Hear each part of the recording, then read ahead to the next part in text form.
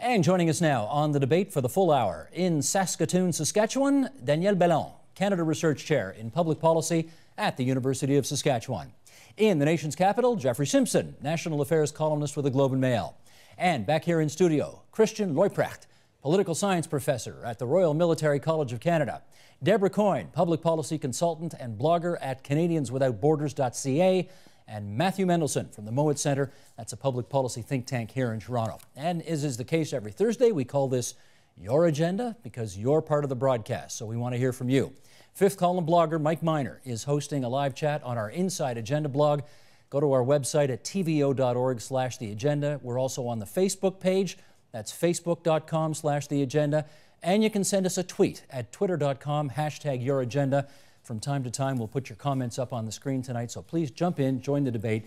Lots to talk about this evening, and we welcome all of you here in the studio and to our guests in Points Beyond. Good to have you here. We're going to start tonight with your work. This, Matthew, is from your Mowat Centre called the New Ontario Study. People who think their province is not respected. Can we get this chart up first to start the program here? You surveyed different parts of the country and asked people how much they feel their province is respected. And the chart shows an interesting, that bottom line is Ontario, and look how Ontario just goes along tickety-boo until about the year 2004, and then there's this big spike. Suddenly, after 2004, people in Ontario felt much less respected, still not quite as disrespected as others in other parts of the country who are well beyond Ontario, but that is an atypical spike. And Matthew, maybe you could tell us, since you're the co-author of this research, what accounts for that? Well, I think part of the dynamic that's been happening in the country, and people are aware of this, is that every region has felt a series of resentments. And Ontario has historically, in the post-war period, not felt those resentments. Ontario has been prosperous and successful and benignly satisfied. Over the last number of years, I think a number of issues have emerged where Ontarians have felt that their voice isn't being heard, that power or wealth are being shifted to Western Canada, that the federal government is more concerned with the resource sector than the manufacturing sector. And perhaps more importantly, that as Ontario faces challenges, if people followed the press elsewhere over the last 3 or 4 years, there were lots of people who were quite pleased that Ontario was starting to receive equalization. And people don't necessarily read, people in Ontario don't necessarily read newspapers in Alberta or British Columbia or Newfoundland, but you get the sense that there are a lot of people in the country who are not unhappy that Ontario, big, bad Ontario, is facing certain economic challenges. And people get that sense, and they kind of feel, well, you know, we've carried the burden for a long time, and now that our manufacturing sector is facing some challenges, people aren't saying, well, what can we do about Ontario? They're just sort of chuckling about it. Well, let's go to Jeffrey Simpson, who's got the national view on this. And Jeffrey, the numbers do show that while Ontario may be experiencing a spike in its sense of disrespect, they're still behind the rest of the country. How come the rest of the country still feels even more disrespected than Ontarians do? Because that's Canada. Every region of Canada, by the way, that data, take the Ontario line out, that data hasn't changed since I started in this game back around 100 years ago. Mm-hmm. Every part of the country has a historical sense of how it's got a bad deal out of Confederation. And that sense gets handed down generation by generation. And it flies in the face of objective facts quite often. It's immune from objective facts. For example, in the province of Quebec, behind me tonight in Ottawa, for decades, Quebecers have believed that they put more money into the federal government than they receive in exchange. Every single statistical study that has been done on that matter for the last 35 years has shown the contrary. But it is believed that they put in more. It's interesting if you ask the same question in a different way, which is, okay, which part of the country has benefited most from Confederation? The West and the East both say Quebec, and Quebec says Ontario. So what you're seeing is the change in Ontario's attitude, and it is quite recent. The other point I'd make is that there has always been a difference, or sometimes I should say, been quite a difference between the attitude, as shown in that poll until recently, of ordinary, shall we say, Ontarians, and some of their provincial elites. Because Matthew's Centre is called the Mowat Centre. And if that you remember, that's named after Oliver Mowat, who was the Premier of Ontario when John A. Macdonald was Prime Minister of Canada. And he and his friend in Quebec, Henri Mercier, got together with other premiers and formed the first interprovincial premiers conference, during which they whinged about all the sins, real or imagined, of Sir John A. And ever since then, episodically, Ontario governments have complained. Mitch Hepburn against Mackenzie King, George Drew against the Saint Laurent crowd. John Robarts tried to stop Medicare when Lester Piercer brought it in. David Peterson whinged on about Brian Mulroney. Mike Harris said they were getting a poor deal. Bob Ray said fair deal. Dalton McGuinty was on for a while. So this has never resonated much with the people of Ontario. So Matthew's put his finger on something interesting, namely that whereas the elites have periodically whinged about what's going on in Ottawa and inferentially the country, the public never bought in until the last 5 or 6 years. Well, there was, you mentioned Bob Ray, and Bob Ray, when he was Premier of Ontario, this is going back 20 years now, used to use this metaphor of the big shot at the bar. And he used to say, you know, when times were good, Ontarians were happy to pick up the tab for everybody, but times aren't so good anymore, and so we've got to stop picking up everybody else's tab. And what that has brought us to today, and Christian, let me go to you on this, is that Ontario is now a have-not province. Let's just go back to basics here. You want to just tell everybody, for starters, what that means now that we're a have-not province as opposed to a have province? Well, I think the main difference here is that this is virgin territory. We haven't been here historically before as Ontario. Like, this is unprecedented, and the trends that we see mean that it's going to keep going, and the numbers are staggering. People don't realize we have a debt to GDP ratio that's the size of Greece. It's only because we happen to have a large federal government that basically backstops our lending that Ontario can still borrow at any sort of competitive rates. We have $20 billion deficits projected for plus upwards of that for the next 4 years or more. These are unfathomable sort of numbers, and it's not clear how we're going to get ourselves out of this. And in part, this is sort of the what we get out of the welfare state, where governments essentially bribe voters with their own money. So we've had to take an Ontario first position. Is that what you're saying? Successive governments have had to do it now? Certainly politics is going to have to play out very differently than it has in the past, because there just is no more kitty to drain, and we're robbing Peter here to pay Paul, and it's got to stop. Deborah, why do you think this is a have-not province now? Well, the economy, of course, we've all come out of a terrible recession. I think I'll just make a point, though, that to Christian, that I think Quebec debt to GDP is much worse or closer to Greece than we are in Ontario. However, I think what's just happened in the last 4 years, and with the difficult economy, is that we've realized how out of touch equalization, and in fact the entire fiscal transfer system, or architecture as Matthew refers to it as, is out of touch, is completely unrelated to reality. I mean, and here's where I guess I take more of a national perspective, like Jeffrey, and look at it as a complete void in Ottawa to do something about the situation, where Quebec, for example, collects billions in equalization, and then, if you recall last year, made a play to take over the eastern power grid in eastern Canada, and raised Alberta, getting upset, saying, how can this be happening? Billions in equalization and yet billions of debt to throw around. It's completely out of touch, and many people, myself included, have written about this for years, that we need to go maybe the Australian route, where we take it out of the political arena into an arm's length commission. To use the football analogy, not hockey, since last night's heartbreak, but you know, Harper in '06 turned the equalization formula into this political football. He announced sort of multiple choice equalization, then he screwed Danny Williams, and you know, at that point, it was Ontario was quite entitled to say, and I believe perhaps Mr. McGuinty should have been a little bit more forthright too, and said to Ottawa, we need a completely new system, or at the very least, he should have said it to his federal cousins. Don't just tell your MPs just to vote against the budget when the provision was in there screwing Danny Williams. Tell them we want an entirely new equalization and fiscal transfer. I got to take a step back here, though, and Daniel, I want you to help us maybe a bit on the history here. Equalization is this idea has been around since the 1950s. We need a little understanding, I think, better of what the equalization program is to begin with, how it's supposed to work, and why suddenly Ontario is a have-not province after always being the fat cat of Confederation. You want to tackle some of that? Yes, well, first of all, the expression have not has a very strong and negative connotation, but we have to be careful here. It only means that you fall below a national average, so it doesn't mean that you're poor technically. So we have to be careful using this term and it has a kind of strong emotional appeal, and it's interesting in political rhetoric. But when you talk about equalization, I would stay away from that language, even if it's ever present in the media. For the equalization program, it was created in 1957. And one of the main factors behind the creation of the program was that Quebec opted out of the tax rental agreements that were first created during the war, and the tax rental agreements. And rapidly, of course, provinces, other provinces, especially in the Maritimes, pushed for this type of policy.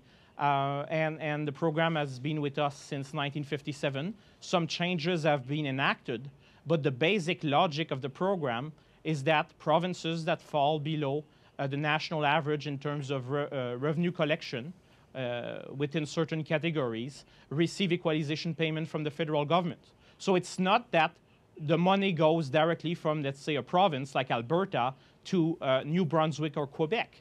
It's financed through the general revenues of the federal government. So all Canadian taxpayers from all provinces contribute to this program because it's financed through the general revenues of the federal government. Obviously, wealthier provinces where people pay more federal taxes end up financing a greater portion of this program, and their province, like Alberta, don't receive any money from that program. Right. So let me go to Matthew here on this. Stand by 1 second. So is it the case that Ontario is actually becoming poorer, or is it just that the other provinces are actually getting richer, and that's why we're falling below the average here? Well, there's a lot going on. The main reason that Ontario is now collecting equalization, and it's collecting a very small amount of equalization.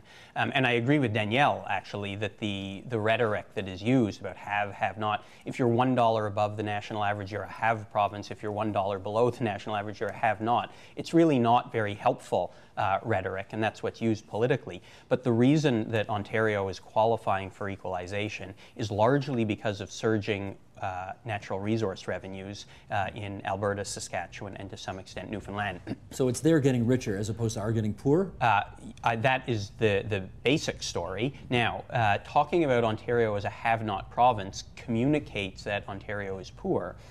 That's obviously not true. There are some sectors that have been badly hurt. The traditional manufacturing sector has gone through a difficult time, but anyone who walks through Kitchener-Waterloo or downtown Toronto or Mississauga, there are plenty of sectors that are doing enormously well, and plenty of people haven't felt the consequences of the recession. So to talk about Ontario as being a have-not province, I think is, a little bit alarmist for people, and doesn't accurately reflect the fact that what's going on in Ontario is a transition where some sectors are hurting, but a new economy is emerging and many sectors are strong. And at the same time, the resource sector in Canada, concentrated in Alberta, Saskatchewan, and Newfoundland, and to some extent British Columbia, is doing enormously well. All right, let me check this out with Jeffrey Simpson then. You went through the litany of premiers a little while ago in saying how they each, going all the way back to Mode, I guess, had their issues with the federal government. But I think it's fair to say that ever since Bob Rae in 1990, there has been a much stronger accent on Ontario first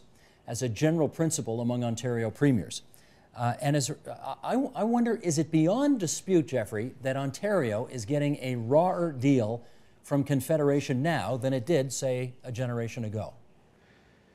Well, first of all, I think, Steve, I'm not going to accept the fact that this started pinching the shoe with Bob Rae. I mean, go back to Mitch Hepburn. This isn't a history class, but I mean, a lot of Ontario premiers used to argue the province was getting a bad deal from an insensitive federal government. Okay, just leave that aside. There are a number of what I call structural problems that Ontario faces, and its role within Canada economically is changing. Let me give you one example. Energy. Ontario has a serious energy challenge. Quebec next door has inexpensive hydro. The western provinces have a surplus of fossil fuels. Ontario has a long-term energy challenge. It has very few additional sources of cheap hydro. It doesn't have any indigenous sources to speak of natural gas. It's got coal-fired plants it needs to get rid of. It has an aging transmission grid, and it's force-feeding through flow-through tariffs renewables at very high subsidies. And it has a nuclear program that every electricity user in Ontario knows has cost this province a great deal, and we're retiring the debt, $20 billion plus. That's a competitive disadvantage and a serious one for Ontario. Secondly, the contiguous American states with which Ontario has traditionally done a lot of trade, Michigan, Ohio, Indiana, Pennsylvania, are all in various states of great economic distress. Just go to any of the major cities in those states. Thirdly, Ontario over the last 30 plus years has had difficulty in balancing its budget. One of the reasons for that, even in good times, even before all this equalization discussion that we've been having tonight, was because the public sector in Ontario, and I'm not a public sector basher, got pretty big. And if you look at the last 5 or 6 years, you see that the McGuinty government has been very generous with the public sector. And one wonders whether over the last 5 or 6 years, vis-a-vis the university professors, vis-a-vis the nurses, vis-a-vis the doctors, vis-a-vis the unionized employees at Queen's Park, vis-a-vis municipal employees, whether in fact the province could actually afford that. And there hasn't been a rethinking about the public delivery of services in Ontario and asking the question at the same time, can we afford these public services being delivered in this way at these wages? And I think one of the reasons Ontario has the deficit problem that it does, in addition to the recession and the difficulties in the manufacturing sector, is not because of the unfairness of the equalization system, but rather because there hasn't been an examination of the public sector in Ontario, which has grown quite large and beyond the capacity of the government of Ontario to properly finance it. Matthew wants in on that. I think that Jeffrey raises a number of important structural issues. Ontario's role in the Federation is changing. He talked about energy, he talked about the U.S. economy. All of those things are right, and I think he's also put his finger on an important issue about transformation in the public sector and how we deliver public services less expensively. I hear a but coming.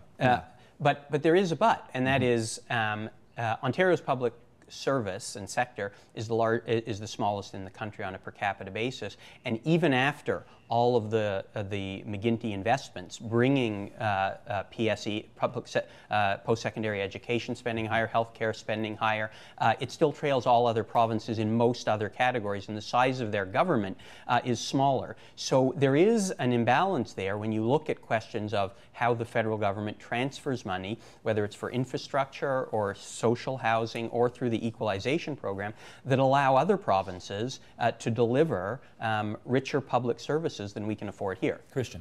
And I think we also have to consider we deliver in Ontario some services that other provinces don't have. We have some extremely advanced medical services where other provinces send their very difficult cases here. These are very difficult to and expensive to maintain and require enormous expertise.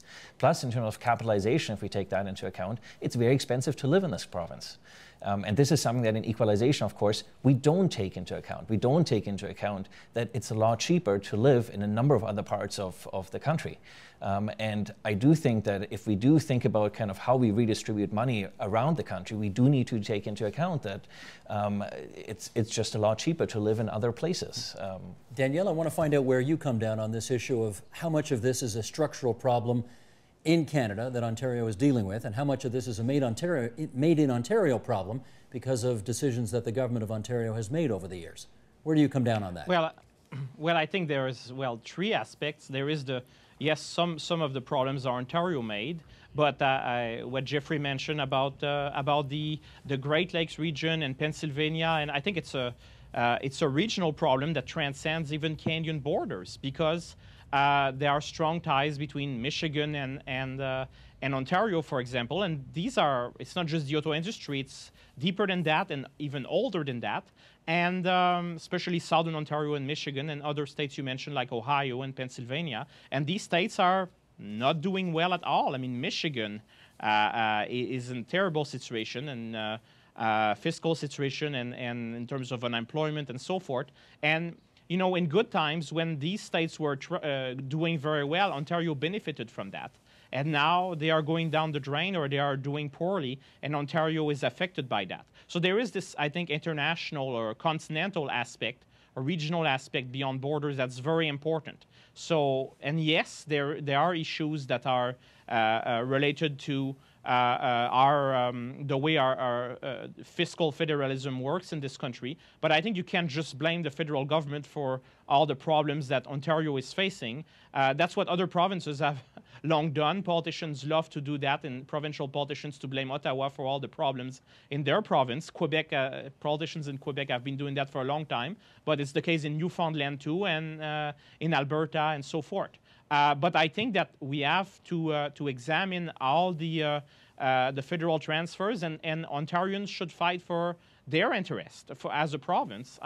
That's what other provinces are doing, and so I don't see that as a problem, that they look at the federal system, how it works, and that if they are dissatisfied with some components of it, like equalization, they should voice these concerns, and we should debate it as a country, all the provinces and the federal government around the table. Deborah Coyne. Well, just a quick comment. I think the data that Matthew has put together, even though he said he made it up or whatever, I don't like joking.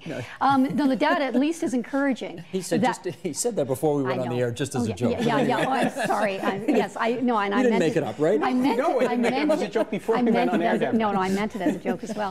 The data is very encouraging because it doesn't show that that Ontarians actually blame the federal government. I think it still shows very clearly that Ontarians still react as Canadian citizens, but we feel that there's something wrong. And I think you were talking a lot about problems and the source of problems. I think what we really need to look at is solutions and what is part of the solution. So let's make the fiscal arrangements. Follow up on that.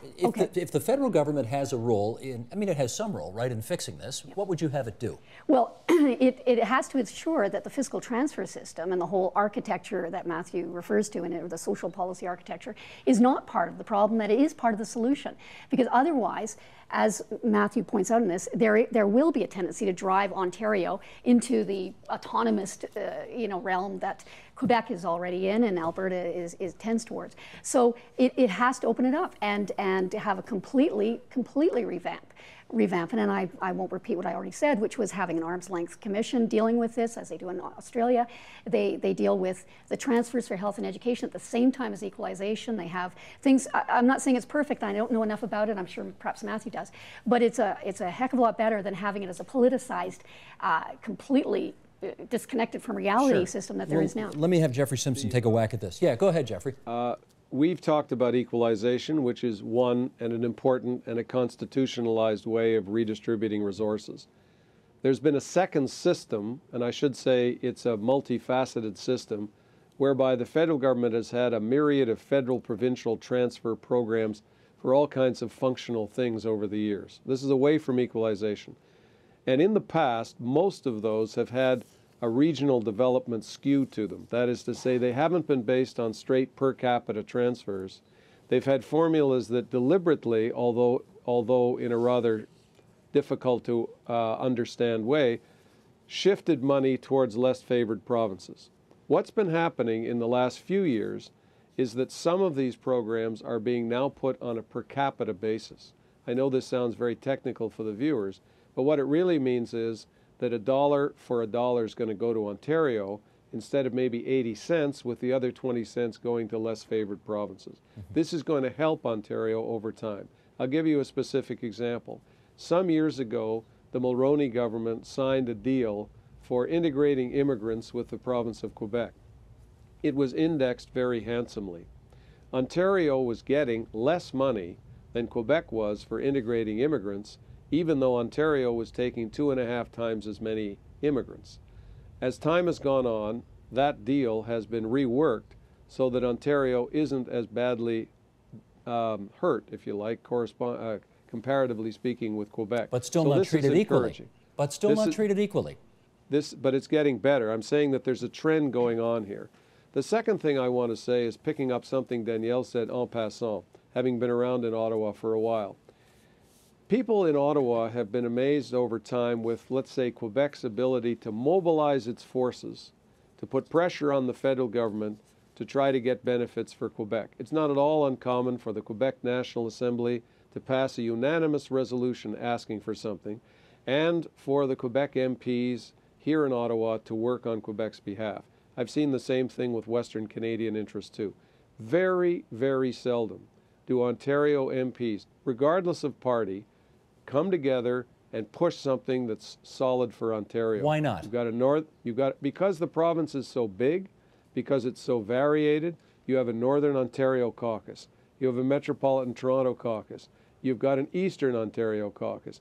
These parts of the province have quite different interests, and sometimes they actually resent the other parts of the province, or at least they feel the other parts are getting too much. You go to Eastern Ontario, where I live, they think Metropolitan Toronto gets a pretty darn good deal, thank you very much, compared with the East. You go up north, they think the South gets quite a good price. So the variation of Ontario makes it hard for there to be a kind of political mobilization that crosses party lines here, as it sometimes does in the province of Quebec. Jeffrey, or you know in what? Alberta, there is no party line. We got a chart here. Hang on, Danielle, let me put this in here, because we got a chart here again from Matthew Mendelssohn's study here on those who identify with their province more than they do as Canadians. And you won't be surprised to see that the top line on that graph has Quebecers who see themselves more as Quebecers perhaps than they do as Canadians. It is also the case with Atlantic Canadians. It is also the case with Western Canadians. The bottom line on that chart is Ontario. And people in this province, Matthew, for good or for ill, just see themselves more as Canadians first and Ontarians second. Which, raises the question, how do you, Jeffrey just put it well, how do you lobby as a province for a singular vision of what you need when you don't see yourself as being part of that group to begin with? Well, I think this is a good thing that people don't have strong provincial identities, which doesn't mean they're not going to lobby to protect and defend their interests, as Danielle talked about. And I think Jeffrey is right that in Quebec there is a consensus view on a lot of things. Alberta, regardless of what sector you are in, you know that the Alberta government is going to speak for the oil sector. And they're going to defend the oil sector, and they see that as core to their interests. But to get to the question of, what do we do? I think I see this as a very positive development. I don't see the development of concerns in Ontario about federal treatment or structural issues in the Ontario economy or the Canadian policy architecture. I don't see that as a bad thing, and I think that because of those identity numbers that you just showed, what we will see is Ontarians, when they try and defend their interests, they'll do it as Canadians, and that could result, to pick up on what Jeffrey was talking about Ontarians saying, it's time for all Canadians to be treated equally. It's time for all Ontarians to be treated the same. We're not going to accept being tithed for national unity. We're not going to accept that, if you're doing a social housing program, well, you can give a little bit more to every other province. Or if you're doing infrastructure funding, like they did just recently, there'll be a fund that is per jurisdiction, so that Prince Edward Island and New Brunswick get the same as Ontario gets. So we're going to say that all Canadians should be treated equally. All Canadians should have the same access to services. And so I think that could be a potentially positive development and a nation-building development. So ironically, the development of Ontario concerns may produce an even stronger country. May not, though. And everybody should have, roughly speaking, an equal right to vote or have their vote count. That's another issue. Hold on to that one. Hold on to that one for a second, Jeffrey. I'm going to get to that. Okay. Danielle, you wanted to follow up, though, on something that Matthew just said. Go ahead. Well, and also what Jeffrey said earlier, I think on other provinces like Quebec are not that homogeneous in the sense that if you take Quebec City, many people in Quebec City resent Montreal, like people in Eastern Ontario will resent Toronto. And if you talk about Alberta, where I lived for many years, people from Northern Alberta tend to have, on average, don't always have a positive view on Calgary, for example, and they are quite 3 or 4 major regions in Alberta and quite a few regional tensions, but still they can take a position for the province as a whole. And I think it's more related to the political culture and the political elite than the heterogeneity of society or the economy or regional differences, because Quebec is quite diverse in terms of regions and the same thing with Alberta or Saskatchewan, for that matter. And you saw what Saskatchewan did on the potash deal. People stood behind their premier, Brad Wall. With a single voice, they sure did.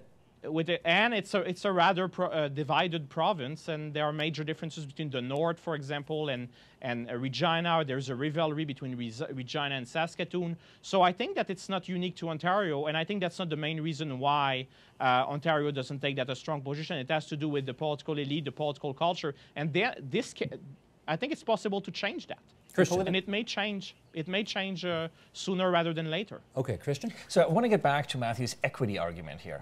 That I think when we talk about equity, we also need to talk about what is that we actually mean by equalization, because we talk about this amorphous sort of whole.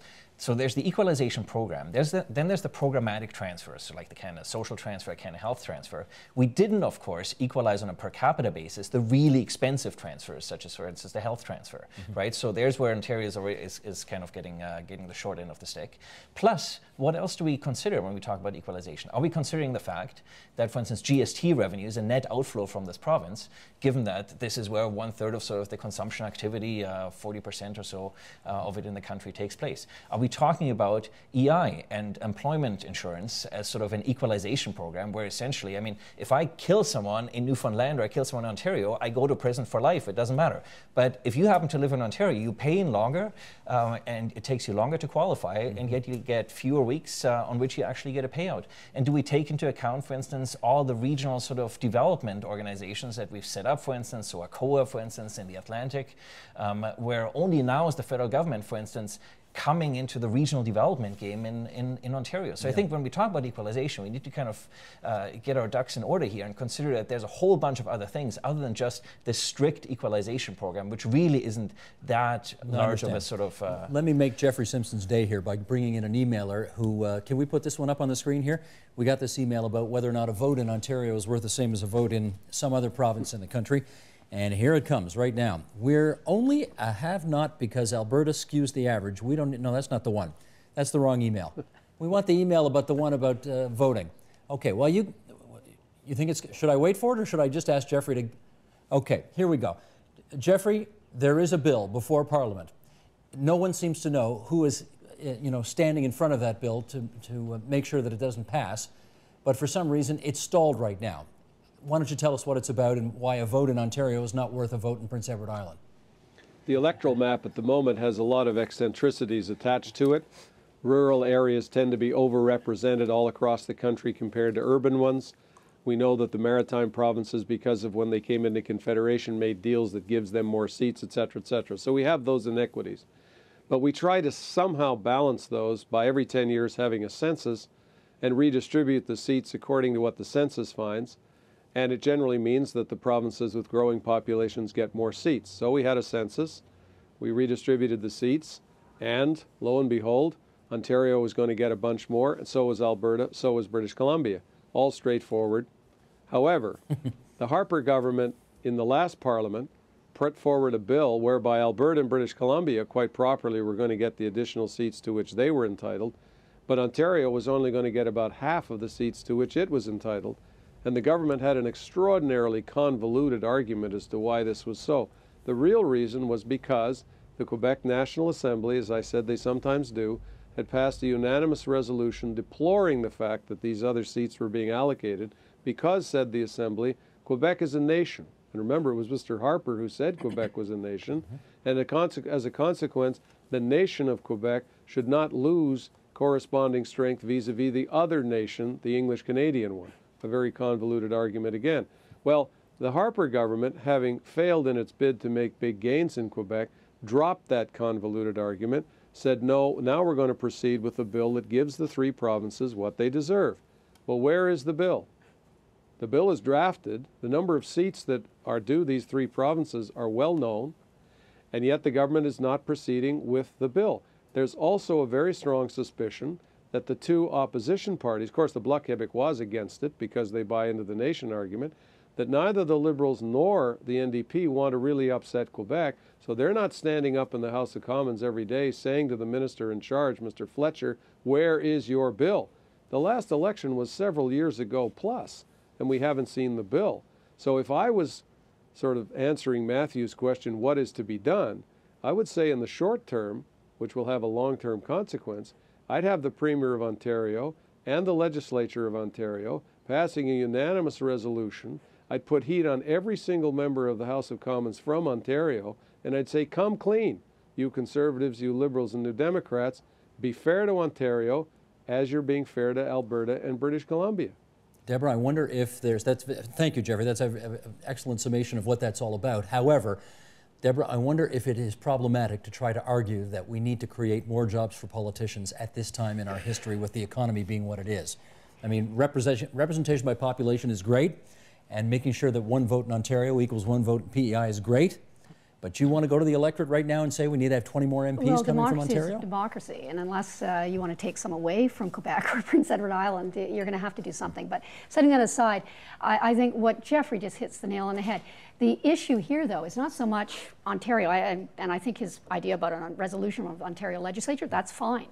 The issue is this void in Ottawa. It's the absolute sort of mush or noodle or whatever that is not just the Harper government, but even the opposition parties. There's nowhere that Mr. McGuinty can actually go to, and it seems to me, and say, hey, listen, you know, who is standing up for equity in this country, or you know, a strong national government, or who's in control here? Who's going to establish you know, hearings into a new architecture of equalization? Who's going to look at the mess of EI, for example, which has, as Christian said, turned into this quasi-equalization program. Well, you know, it's just McGuinty tried to do that, and he was called the small man of Confederation by a Conservative cabinet minister. And did anyone else defend him elsewhere? Not too many. I mean, to me, the problem is not with Premier McGuinty or Premier Ray or Premier Harris or the Ontario government. As we've talked about, Ontario governments have gradually been ratcheting up the temperature, and there has been a resolution, an all-party resolution in the Ontario legislature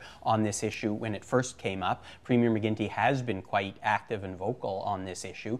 It's the Ontario caucuses of all of the parties. And so just to be clear, when I talk about the federal government, I am talking about the federal government of the Liberals, the federal government of the Conservatives, the established bureaucracy, the NDP Ontario caucus, Alberta MPs and Newfoundland MPs and Nova Scotia MPs, they know that in a federation like Canada, there's a national interest, there's a provincial interest, there's a regional constituency interest or a local interest, and they figure out ways to defend all of those.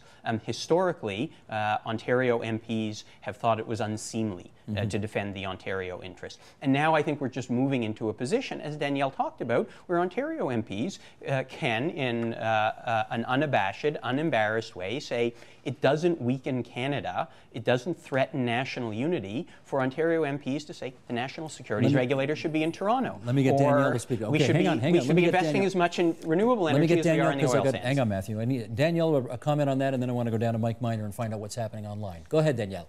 Yeah, first thing, to react with what you said, Steve suggested that it's not a time to create more MP positions.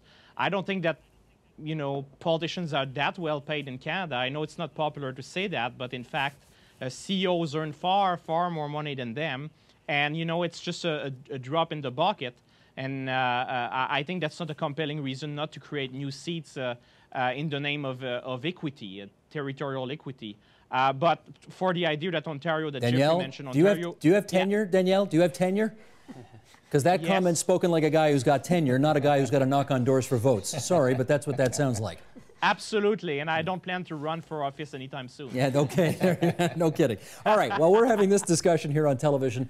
We are having our viewsers, as we call them, having it as well online. And Mike Miner is at an undisclosed location in this building, monitoring the online chat. Mike, what are they saying so far tonight? Well, they really are picking up on the point that Matthew Mendelson just brought up, that Ontario doesn't really have a history and much skill at defending itself in Parliament in Ottawa. CJ says that we're a country of regions, and actually most places in Canada prefer it that way, but Ontario has generally been quiet, largely because over the past they've been treated well and they're okay with how things are going. But they've never liked seeing their money spent on national unity purposes, and never have. Birch Clifford picks up on that and says, just think how much better off Ontario would have been if they hadn't been funding equalization for the last 100 years. Think of how many highways we would have built, how many subways they could have built in Toronto, all the other things they could have funded. Instead, we funded social programs in other provinces. Donald Blair, a regular chatter and sometimes guest, says that he doesn't think that Ontario even has an identity. We've never really had to define it. He feels more of an identity as an Ontarian. And a lot more people identify more with Toronto as the center of the country than they even think about Ontario and other provinces. Dems fighting words for Jeffrey Simpson. Okay, thank you, Mike, and please keep monitoring the chat and let us know what else goes on later tonight. Appreciate that. That was an interesting comment the gentleman made online there about how Ontario had spread its wealth across the country, and think of all the highways we could have built. One of the rationales for that, of course, was that you would boost the consumer capacity in other provinces for Ontario's products. It's a bit like the European Union. Germany distributes some of its surplus elsewhere so people can have a higher standard of living and buy German automobiles and German manufacturers. What's happened, of course, over the last, 30 years in North America is that Canadian trade patterns have increasingly gone north and south, so that you get a lot of these consumers in the less developed parts of the country that are buying not from Ontario, but from China or from southern part of the United States or wherever. So that kind of implicit deal that existed back in the 50s and 60s has weakened as time has gone on. Right on. Christian. So this argument about institutional reform, or that we kind of got to get more MPs and stuff. Okay, so on the one hand, of course, if you're the Conservatives, would you really create a bunch of ridings that you're going to have a very hard time winning in the next election? But they don't think of it that way anymore. But that's in the NDP who hang are on, more hang opposed. on. But that aside, I think this whole talk about institutional reform is really just sort of symbolic politics that only serves to detract from what the real issues are. And let's face it, what the real issues are. We've talked about the structural issues in the northern United States and sort of the north-south relationship. But I mean, what's really going on here is that Canada, and especially Ontario, in terms of the economic policy, have been lazy. We've hitched our economic wagon to the United States. We've done it for too long. It's been very convenient, and we have not had any alternative strategies. I mean, look at our federal government. We don't have bilateral trade agreements with other parts of the world the way most other countries, advanced countries, do. So we're really being kind of, and I think the laziness is sort of starting to show here. The other problem, of course, that we have, so we say, okay, it's sort of the structural problems, but really what we've also had is we've had a 50% appreciation of the Canadian dollar in a matter of, well, you know, what's a couple of years kind of thing. And there's no manufacturing industry in the world that can compete when your currency all of a sudden in value increases by 50%. So I mean, what's the logical thing to do for this province and for this country? It's essentially to find a way to stabilize the relationship between the Canadian dollar and the US dollar so that people can actually don't constantly have to hedge to these massive currency fluctuations. Let me go around the table, figurative and literal, on this one. We've only got about 5 minutes and change left, so economically tight answers, if I could, from everybody on this. There was a time, Jeffrey, start with you first, because you'll remember this well. You covered all of this stuff. You know, Pierre Trudeau and Bill Davis were on the same page on so much of what was really important in this country, starting with the Charter of Rights and so on. And the thinking was that the federal government and the Ontario government can't be too far apart on too many issues because it's bad for national unity. Do you think Ontario still feels that way? Yeah, I think the people of the people of Ontario do still feel that way, and I think the Matthew Mendelson poll data, where the poll showed that Ontarians consider themselves overwhelmingly to be Canadians first, still applies. And the fact that the government of Ontario from time to time has taken the mickey out of the federal government hasn't really shaken that view in Ontario. And as I move across the province, and I actually travel a fair bit around Ontario outside Toronto, I still find that to be a distinguishing characteristic of Ontario. And I think I see no evidence that that's going to change, even though the government of Ontario makes an increasingly plausible case that some of the arrangements within the country should be re-examined, because Ontario isn't the milch cow, can't be the milch cow, for a whole variety of reasons that we've discussed, that it was historically. Okay, Danielle Bellon, from your vantage point in Western Canada, does it look to you like Ontario and the federal government still feel that need to be close together on the big issues of the day because it's good for national unity? Well, it depends on what issues you talk about, and right now there is no threat from Quebec. The Liberal Party is in power for now. There is no big, I don't think there is any direct threat to national unity right now in a strong way, so maybe it's the time for Ontario to focus on their business and their interest for the time being and try it, and you will see if it works. Now, it can have negative consequences for national unity, but in the short run, I don't think there is any immediate threat, so it's likely that Ontario will keep pushing for reforms that people, at least at part of the elite, think it's their interest to promote. And so I think that in the end, yeah, the fact that Ontario has a weaker provincial identity compared to not just Quebec, but Alberta or Newfoundland. On the graph, you didn't have a special line for Newfoundland, but all the Maritimes are together. But in Newfoundland, they sell way more Newfoundland flags than Canadian flags, just they like also in don't Quebec. take them down. Yeah, exactly, That's right, exactly. they don't take the And Newfoundland if Danny Williams was able to do all he did and became so popular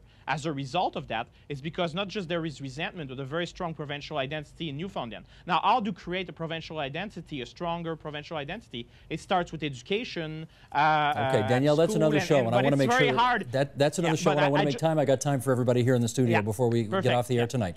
Deborah, do you worry that if Ontario takes a more Ontario first position, it's bad for national unity?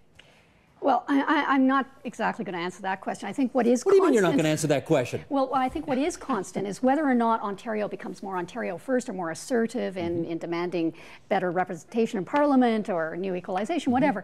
The one constant that goes back, as you were talking to Jeffrey about, is that Ontario generally, the Ontario government has always supported strong national government. The disconnect we have right now is we don't have a government in Ottawa that believes in strong national government. It is ideologically predisposed to unwinding effectively the government. And as much as I see, and Jeffrey's written brilliant stuff on the recent Kananaskis meeting, federal provincial meeting, it actually prefers dealing with Canadians through the intermediary, the provinces. Now, Ontario has never, and Ontarians identify themselves as Canadians. They want strong national government that governs for Canadians, not just Canadians that happen to live in Ontario. And I think what we're going to have to see in the next little while, if there is going to be a transformation, is finally the emergence of some political party in Ottawa that gets back to governing for Canadians and gets back to looking at equalization, EI, whatever, as benefiting all Canadians, gets rid of the regional components that are so distorting and all that. Matthew. I don't think the Canadian national identity and Canadian unity is so fragile that if Ontario and Ontarians stand up and say, we have a macroeconomic problem in this country that, as Christian was talking about, the oil sector pumps up our dollar, it puts all kinds of threats in all kinds of different sectors of the economy. I don't think this country is so weak or fragile or at risk of breaking up that if Ontarians are prepared to defend their interests and articulate them, that we're going to break up. And I think that the issue that Danny Williams can stand up and knows that he can count on everyone in his population to put threat and vote. Danny Williams represents 1.5% of the Canadian population. Right. Sorry. I know. I was going to say that if the Quebec Premier, the Newfoundland Premier, the Alberta Premier stands up and says the federal government is threatening our provincial interests on a particular issue, everyone may not understand it in the province, but they will side with the provincial government. And too often in Ontario, the public and the federal caucuses have not been prepared to do that. And I do think that that is changing. And I do think that they are going to be prepared to do it because the challenges and the structural challenges facing Ontario are really quite large right now. I'm out of time. Sorry. You come back another time. You can tell me next time what you wanted to say. Can I thank all of our guests for being on the program tonight? Danielle Bellon from the University of Saskatchewan. Thanks for being there on the line from Saskatoon. Jeffrey Simpson, as always, great to have you on the program representing the Globe and Mail in our Ottawa Bureau. So good to have you two on tonight. Matthew Mendelson from the Mowat Centre. Oh, sorry, let's go to the other side of the table first. Christian Leuprecht from RMC. Deborah Coyne, CanadiansWithoutBorders.ca is her website, and Matthew Mendelson from the Mowat Centre. Good to have you all on tonight. Thanks so much. Thanks.